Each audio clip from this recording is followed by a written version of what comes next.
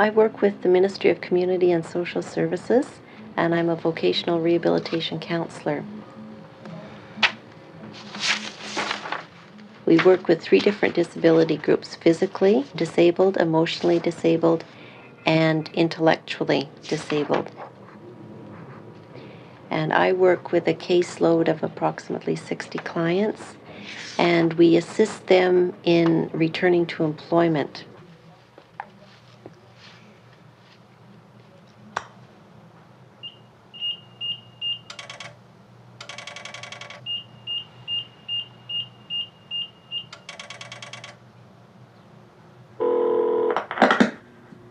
McGrath speaking. Yes, hello, Mr. McGrath. My name is Catherine Drummond. I'm a counselor with Vocational Rehab Service. And one of my clients has just recently completed the pattern drafting certificate program at George Brown. And I'm wondering what kind of employment opportunities are available for her. I should also mention that this woman had polio, and so she's limited as far as the number of hours that she could actually sit at a machine or stand. When I was in university, I found that because I had classes throughout the day, by the end of every term I would have sores, and so it was a mutual arrangement between my doctors and myself that I had to somehow structure my day that I wasn't sitting. I found that about my tolerance level was 6 hours. So we decided that we would give it a try by working at the office in the morning, sitting up, and then doing whatever work I could in the afternoon from a lying down position. Okay. Phone me about 10, eh? I will. Yeah. Okay. Thanks very much. Talk to you tomorrow. Bye-bye. Bye-bye. Work is very important for me. It's allowed me to feel that I am somebody, that I have a sense of self-worth and a purpose. It provides me a lot of social contact. I like the people that I work with. I like my clients. It provides a structure. It provides meaning. It's very important to me. I was in grade 12 at the time of my accident, and I'd always been a good student but never had to do very much work. About a year later, I went back full-time to a new high school in Toronto, and it was quite a shock for me to go back in a wheelchair, suddenly having to work very hard to get even a passing grade, and all kinds of extra pressures on. I think actually for the first 2 years I was just in a daze. Suddenly I wasn't part of the group and out of the social activities.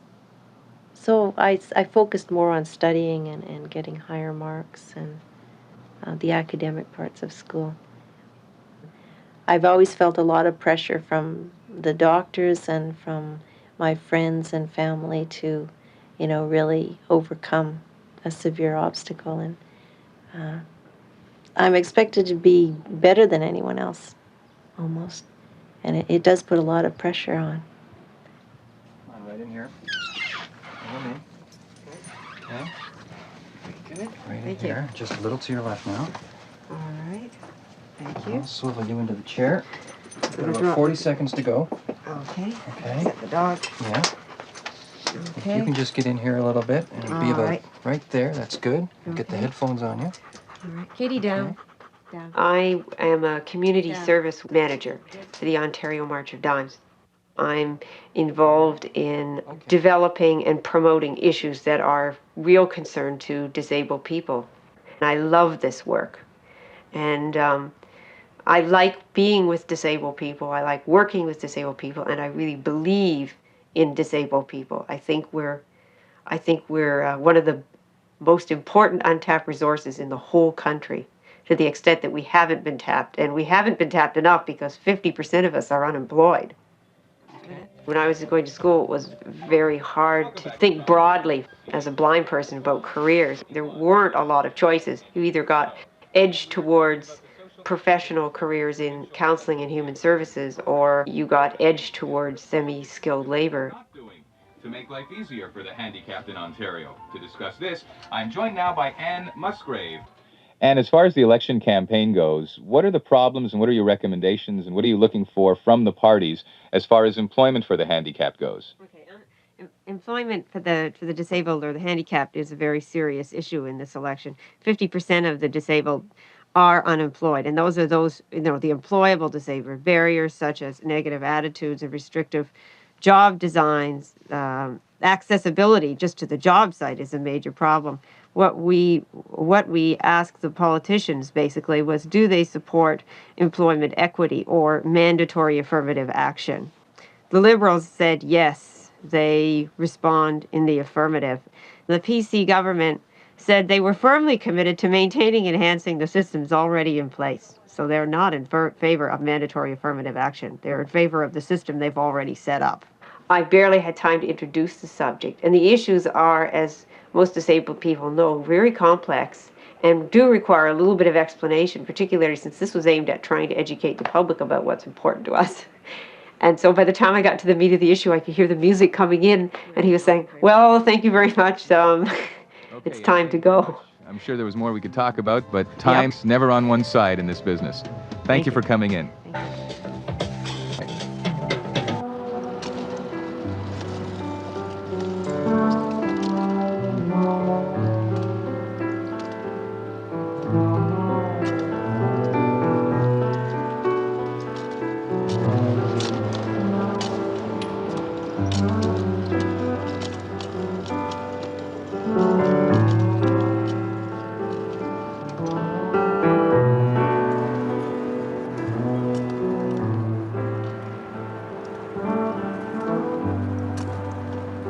I've worked for 10 years now.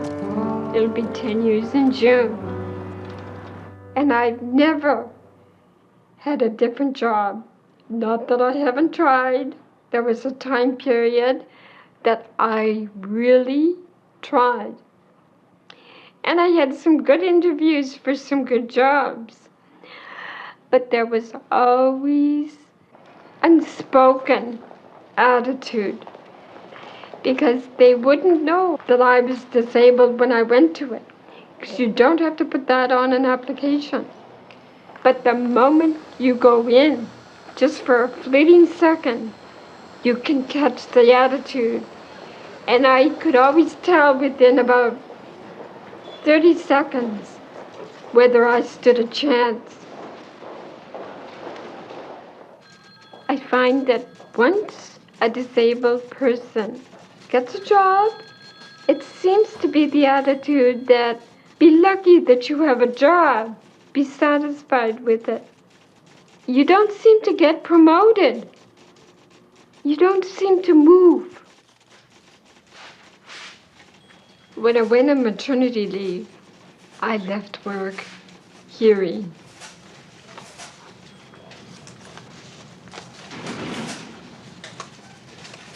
When I returned back to work, I had lost my hearing. Instead of asking me what the information was, they would just come along and reach over me as if I wasn't even there. So what I had to do, after slamming things around for a while and saying a few things to the right people, they got used to communicating with me. Obviously, when you have an additional disability, things change. I feel that I do a better job in many ways. I meet deadlines better. My concentration is better, which you can say is a byproduct of my hearing loss.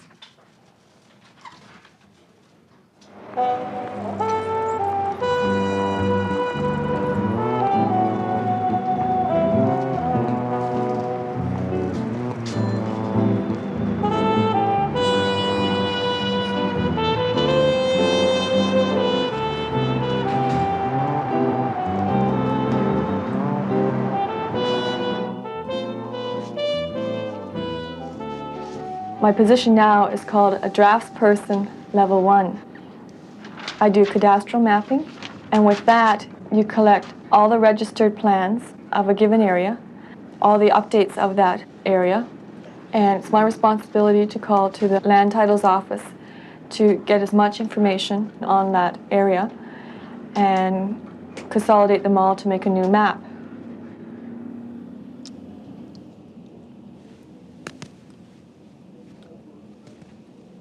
I used to work for Saskatchewan Telephone, and for the longest time I tried to move on, but they would never let me.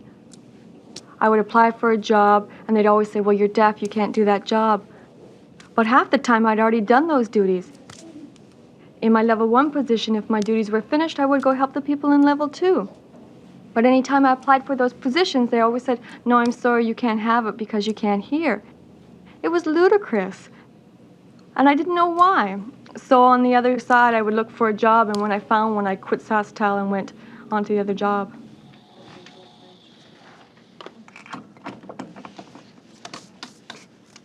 When I first came to this job, you know, and meeting the people, of course in a new job, you're shy. But I really tried not to be, and be a little bit assertive and go up to people and start writing notes or whatever, initiating conversations. And after that, I found that people were really quite friendly. And we'd go to coffee, and I would teach them some sign language. And now, I mean, there's absolutely no problem. No, this is in the... Now that I'm earning money, I can do all the things I want to do. I can buy the clothes I want, go on the vacations I want, save for a home if I want. A job is really important. Being on welfare, like I was, is a real drag. Good morning, Central Survey and Mapping.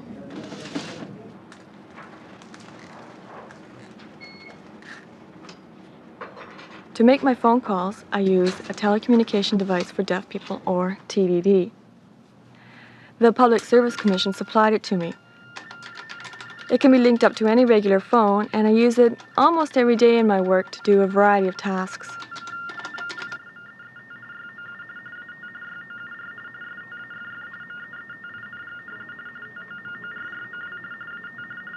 And within the goal of our branch, which is having an orderly series. At my work, I utilize an interpreter monthly for staff meetings. And again, the Public Service Commission pays those fees. Every staff member should take some computer courses. We're hopefully going to be starting a special class for hearing impaired students. They will let me know when that's to happen. Well, it's necessary for me to be included in our staff meetings. Without an interpreter there, I mean, I'd be completely unaware of what was happening. And as well, I would have no voice. Utilizing the interpreter, I'm able to be fully involved, and I'm able to contribute to the decision making.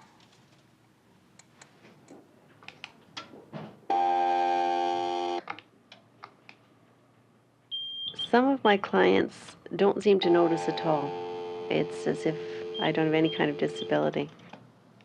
Other clients will, initially when I first meet them, they'll look at the equipment, they'll look at my chair, they'll make comments, they'll ask me how fast does that thing go, and make a big thing of it. But eventually, you know, it doesn't seem to get in the way at all. Hello. Hello, may I speak with Lawrence? Yeah, speaking. It's Catherine Drummond calling. Oh, yes, Karen. With regards to the recommendation that the doctors made that we put you on family benefits, there is the odd client where they'll feel silly talking about their problems because they'll say, well, you know, look at my counselor, she's got twice as many problems as I have. Who am I to sit here and complain? We'll have a difficult time working that through. Sign it first.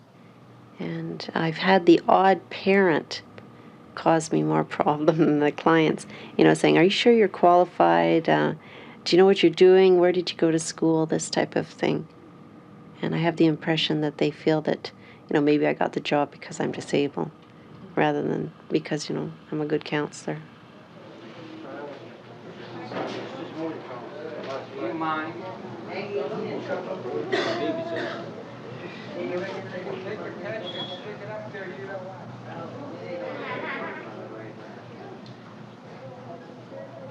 Janet's rather unique because when she approached vocational rehab many years ago, her disability was so severe that it was determined at that point that she was very unlikely to be employed at the end of her training, so she wasn't sponsored.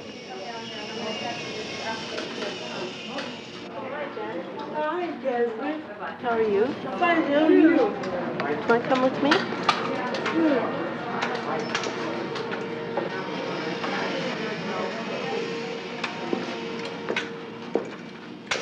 So she put herself through university and came back to VRS several years later requesting job placement assistance. And then when I started working with her, we talked to many professionals to see what type of work she could do using the computer. So with the new technology, she's now employed as a researcher keeping a technical aids registry.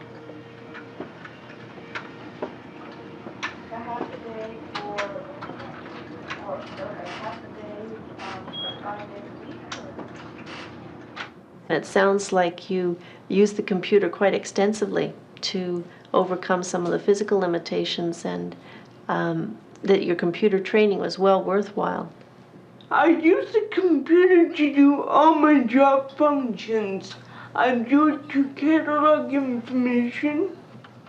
So I do cataloging and word processing on the computer. Mm-hmm. You've really increased your self-confidence. Well, it's interesting because I also feel self-confident too. I'm more confident now about my competency on the job. I feel now I'm quite capable of carrying out a job without any problems. Mm-hmm. And that's very important to feel. I think it is very important. It's more important than paychecks or anything else. To feel good about yourself and to know you can do it. That's something that money cannot buy. You're speaking much more clearly, and that's an indication that you're feeling more confident.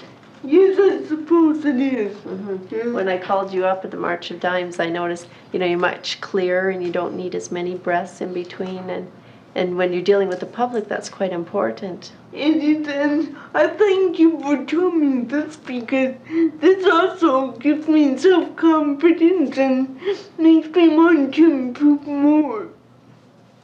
I think we've only seen the tip of the iceberg in technology and what it can do for the disabled.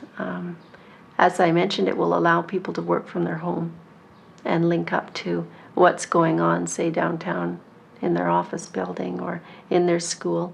It will allow disabled people to get schooling. Sometimes because of illnesses or setbacks, they lose a lot of time away from school, and they get behind and get discouraged and often never really catch up.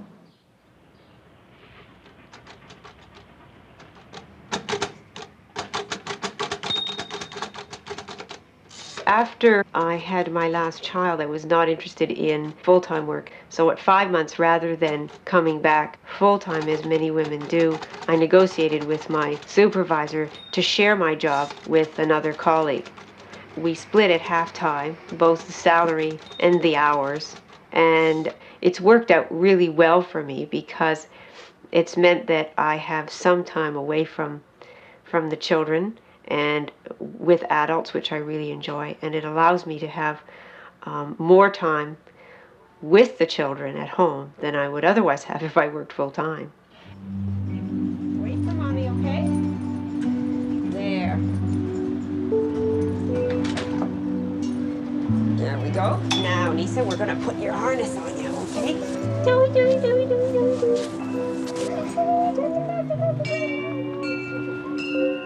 Having a full-time job at home and a part-time job at work is a full-time job, keeping it all organized. Sometimes it can be a regular 3-ring circus. Oh. There we go. There we go, kiddo. Mia?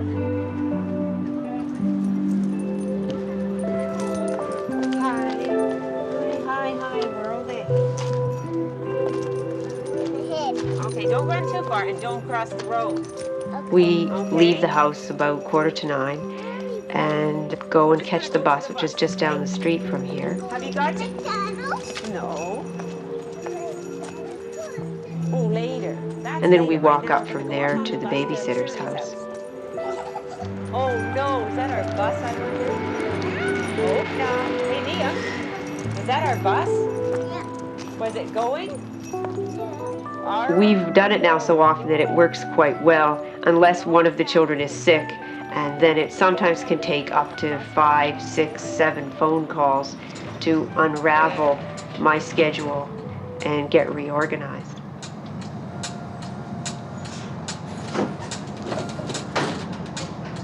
Here, let's look at this one. There we go.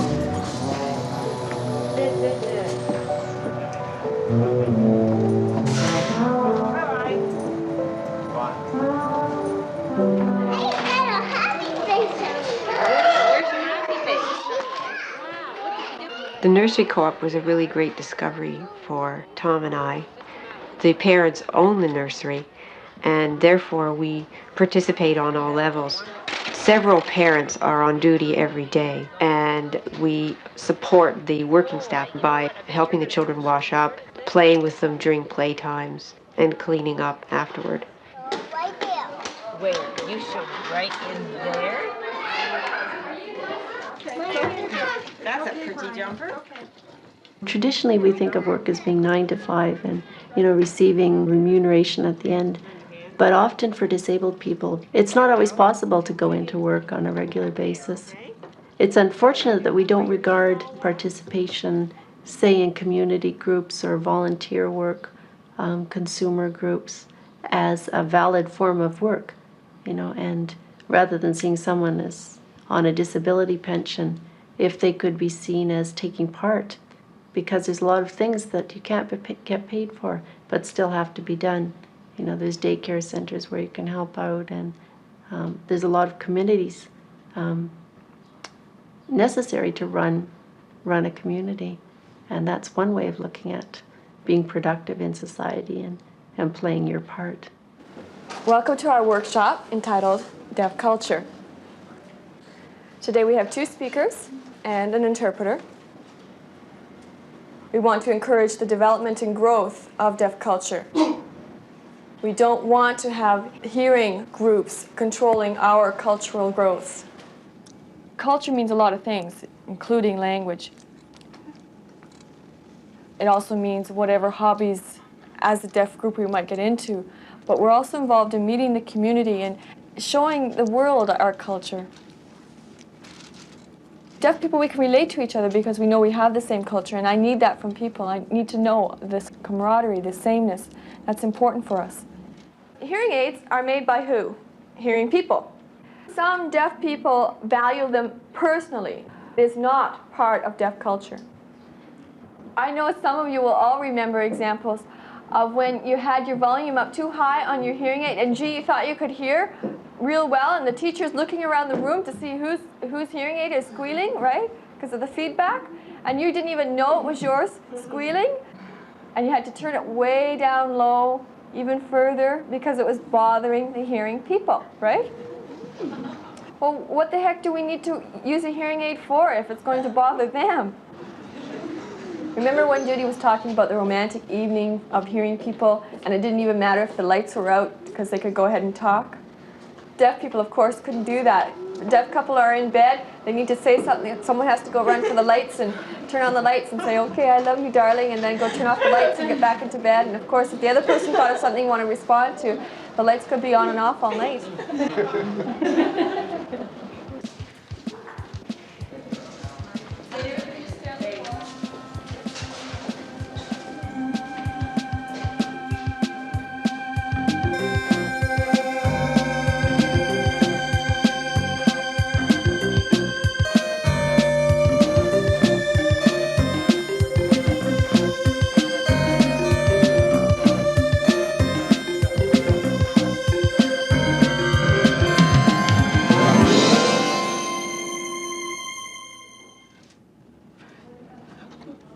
What we're struggling for now is the continuation of deaf schools and of deaf teachers in these schools. We want not only more deaf teachers being utilized, but of course we have to keep these schools open. We feel it's essential for the coming generations of deaf students. If the school were to close, what would happen to our culture? That's the mechanism that we use to pass on our values. I think we have to find any way we can to fight the system. Most deaf kids in hearing schools have tremendous social problems and emotional problems. Once they get out of school, they don't know how to cope. They don't know social skills like meeting people, how to behave. And we've also found that deaf kids in the hearing systems drop out. When I came to Canada and did end up going to the school, I found I was much more prepared. I learned what to do in an interview, I learned how to get a job, I learned what to do when I got out on my own. If I wasn't there, I just don't know how I could function. Maybe the answer is giving more deaf culture workshops to parents of deaf kids. Most of the kids who have hearing parents have no idea that our culture is important. And it's hard for them to accept their child's deafness. So a kid gets shoved But into if the public the school parents system. don't know what's going to happen to their child, doesn't understand the emotional problems that are going on. Okay, order. You guys, one at a time. I can't be looking in all directions at once.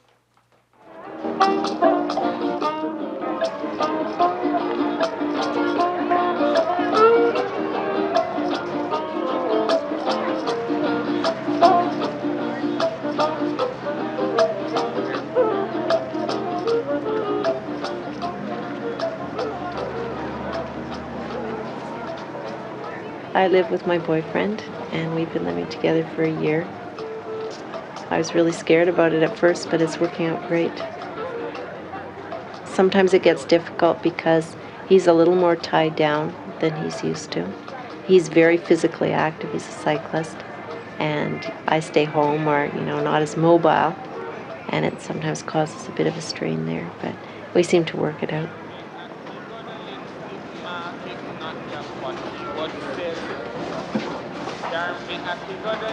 I think most people perceive me as any other woman. They look kind of bruised, though. I run a household, and I have a very loving relationship with my boyfriend. I'm going to have too many of these plants now. I know. I have to take one to the office. People really, even if they've had some knowledge of disabled people, they really don't understand what's involved. And until I think you actually live with them and work with them on a daily basis, you really have no idea.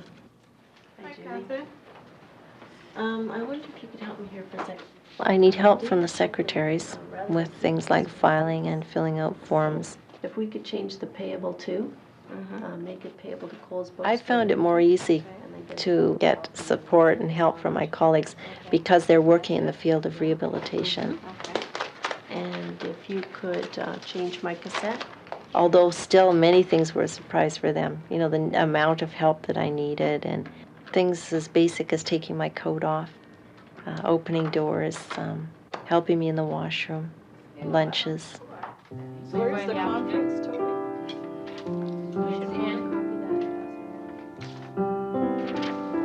It must be here because you're on the main floor.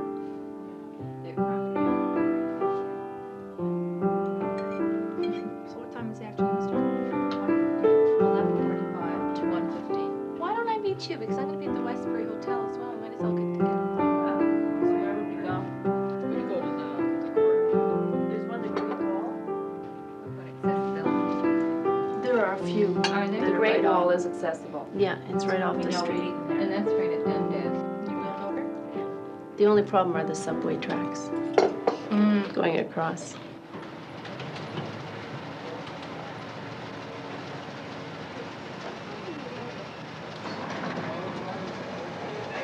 I think on the job application itself, there's no need to put that you're disabled, other than very basic that you may have a disability which would require minor accommodations. Once they've seen your resume, they've seen your qualifications, and they've met with you, then you can start discussing, the implications. But it's best to do it at that point. Don't bring them any surprises once they hire you, because it makes for quite bad feelings.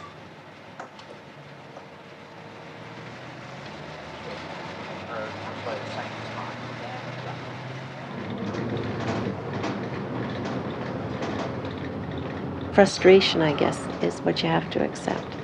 Because, right from day one, when you have a disability, you're always having to fight against something and cope with something. And, if you don't develop that ability, you're sunk. You'll never get anywhere.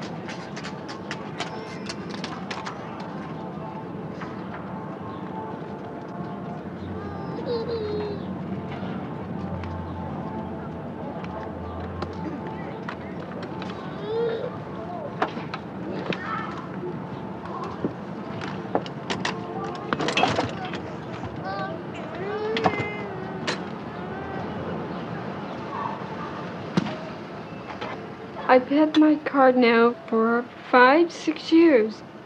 I find it's a little awkward to get my chair in, but I do it because I wanted the freedom and the mobility of the car.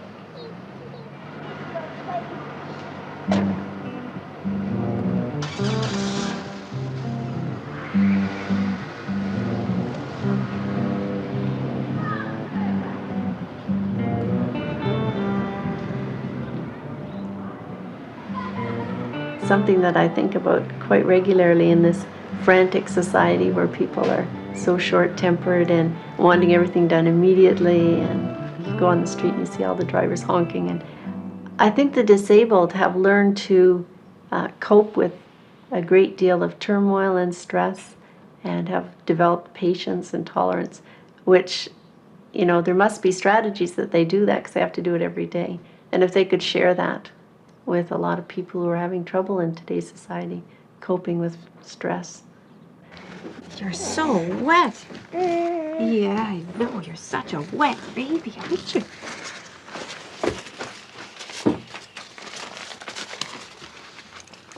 There. That's better. Yeah.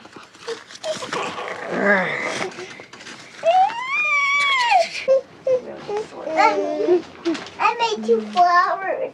Did you? At nursery school? No, not today. No. I did it tomorrow. You mean yesterday? Yesterday. Yesterday. I made Okay, sit up. There. Is that better? Is that better? There. You gonna take the other one off yourself? Come on, take it off. Oh, you did. Good girl. You took it off yourself, eh? What? Here's your soother. There. What? People are always really surprised to find out that you're a mother, and even more amazed when they find out that you have 3 children. A very common comment is, either isn't that amazing or aren't you brave to have had all these children? And so yeah, it really is. It's still in the realm of the amazing, but that's only for people who aren't involved. Because I mean, I do it, so it doesn't seem very amazing once you do it yourself. What I'm doing right now took some work because I wasn't sure whether I was going to be able to feed the babies when I first had them. I wasn't sure I was going to be able to do it. Just a minute, Liam. So I had. Yeah, please. Please. Yeah, I will give you one in a minute. Just a minute. So I had to. It took a while to learn that, but I didn't even realize how comfortable I'd gotten with it until I did a seminar with some students at the school I used to attend, and the teacher pointed it out to me that I mastered it, so to speak.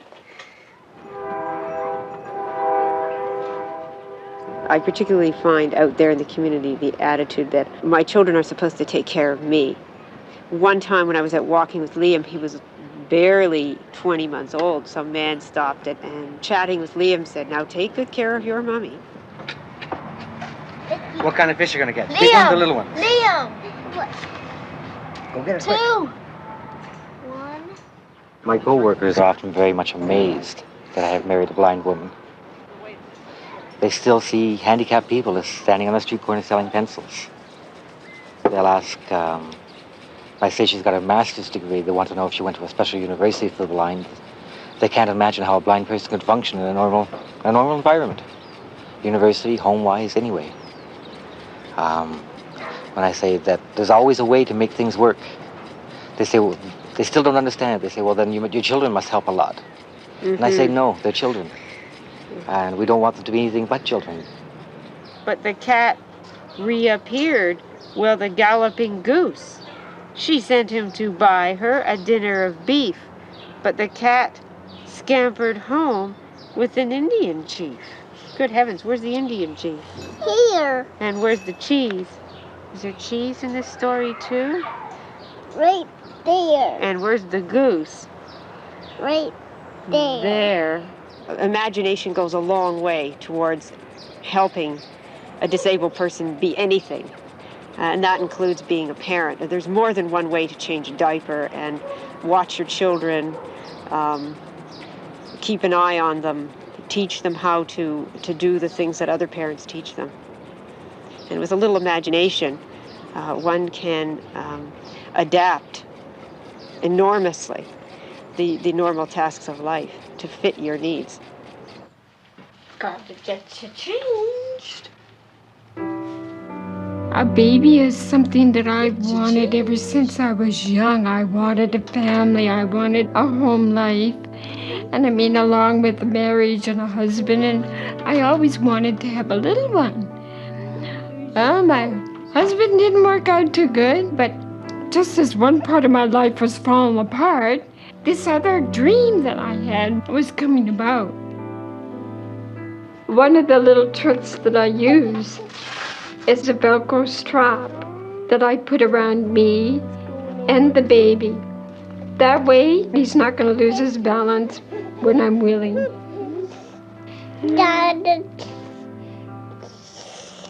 To hear him at night, they use a very strong strobe light, which is hooked up to a microphone. If he cries, the light picks up the noise, so the light flashes. During the daytime, he's learned that if he crawls over to that side of the crib and makes a noise, it'll flash. And he thinks that's great fun. Many children go to school, learn English, come home to an Italian family, French family, Portuguese, Lithuanian, whatever, and that's all they speak at home. Jeffrey is going to run into the second language, sign language, language of the deaf. Yes, G. There's not going to be any problems with him. J, K, L, M, N, O, P, Q, and R, and S. I find that the time I do spend with Jeffrey is very limited and is very valuable to me. A little bit of time in the morning before I go to work, and I've got a little bit of time at night after work before he goes to bed.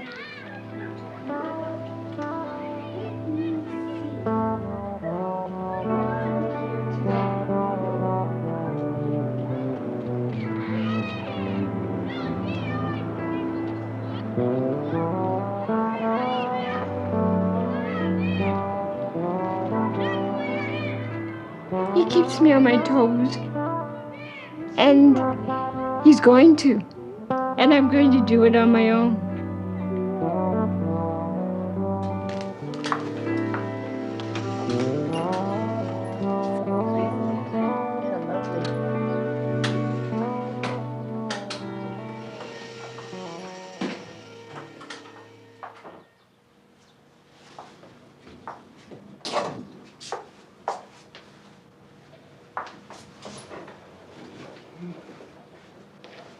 Are you warm enough? Oh, yeah. But you still need a jacket at the office. I have a female attendant who helps me out with personal care things like bathing and getting in and out of bed, dressing, and getting ready for work. By having some financial security from working, it enables me to make more choices about my personal life. I don't like being dependent on people, but I realize for my self-care that I have to be. So there is some degree of dependence always going to be there.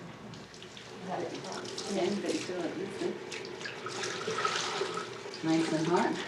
Yes, please.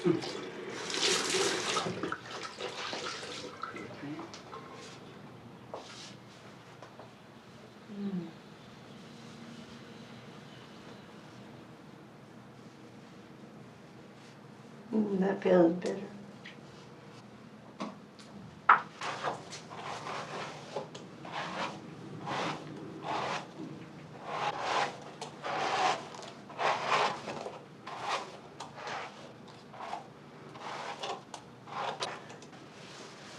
It's a lot of extra stress to have to always control yourself and appear to be coping. You know, sometimes I just feel like, oh, I'd like to be depressed for, weeks or months and have people take care of me, but you just can't because no one's going to do it. And you just expected this. Oh, Drummond, I'll keep going.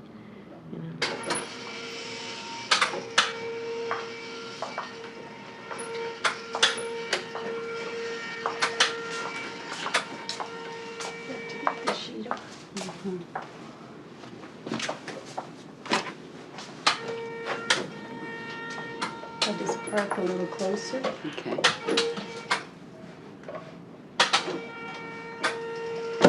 Okay.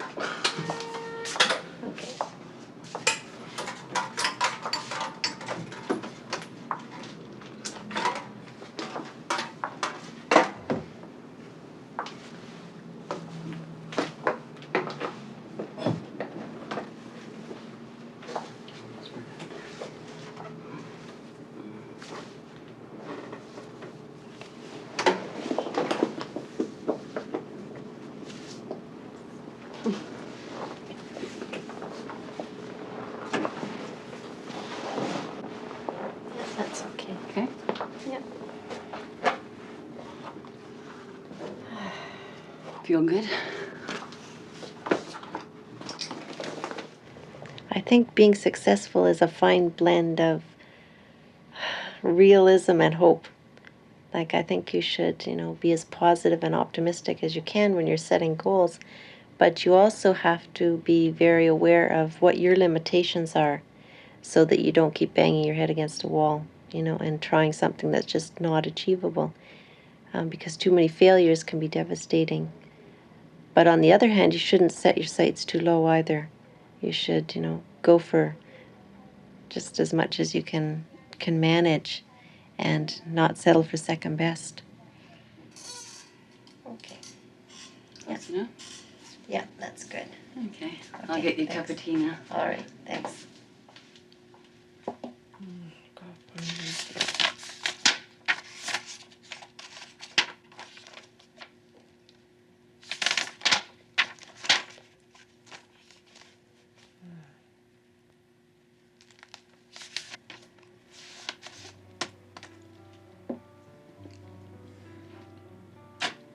I don't have that address. Maybe you could look it up for me, please. And this letter is regarding Richard Staples, and you can get his DOB and address from his file, to whom it may concern. I would like to refer Richard for the aftercare program to provide community support and follow-up. Stop.